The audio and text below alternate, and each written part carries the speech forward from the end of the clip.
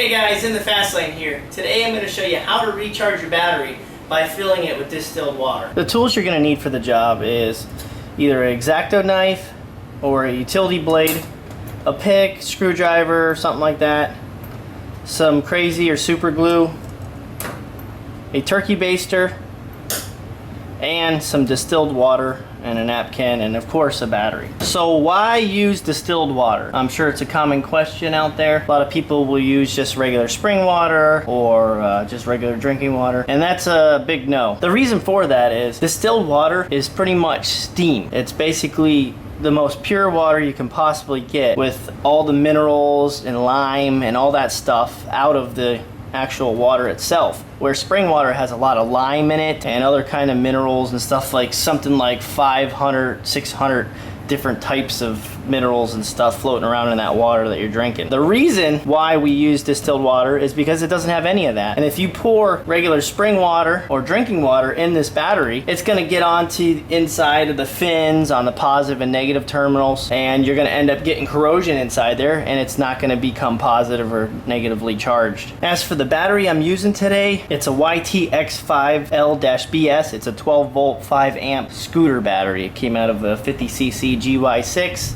It's a very small battery. You can see my hand. Now they call this type of battery a hermetic, a maintenance-free battery, because it's a sealed compartment. It's like a dry battery, and this is a little different than a car battery. We're actually going to have to open it up right here. Now on a car battery, it's the same procedure, except for it's not a sealed casing. Some might be, but this one isn't in this case. You pop up these two plates right here. There's 1 and 2. You just pop them up, and there's going to be, I believe, 4 holes. 1, 2, 3, 4, and then 1, 2, 3, 4. So total 8 holes, 4 on each side.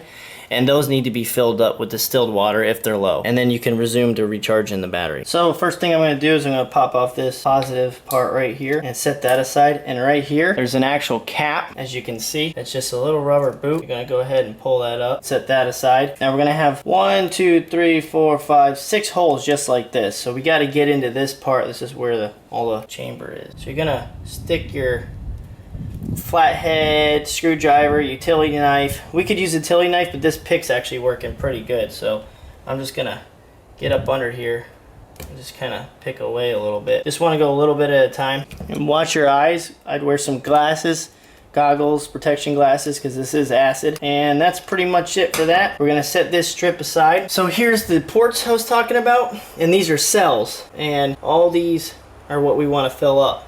Now you can check them. And these all look pretty low, but we're going to fill them all the way up to the top, including this one, and then we're going to cap it off. So go ahead and clean off any excess stuff. You might want to do this before if your battery's really dirty, so you don't get anything in the actual cells themselves. So now we're going to take the distilled water. We're just going to set this over here. We're going to get our syringe or turkey baster. Go ahead and pull some water up in this thing. Get it full, and we're just going to set it down in each one. We're gonna squeeze it until we fill it up. And these cells were dry, wow. Now as you can see, it's a little bit overflow, so I'm gonna squeeze a little bit on the syringe and just take some of the water out of the top.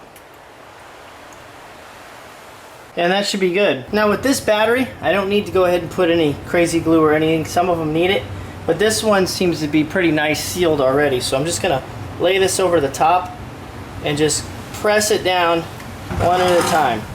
Taking the excess water off, put our little cap over there that we had, and just go ahead and put the remaining positive cap on. That shows a little positive mark. And that's it. So now we're going to set our voltmeter to volts. Then we're going to take our leads and we're going to put the negative on the negative and the positive on the positive.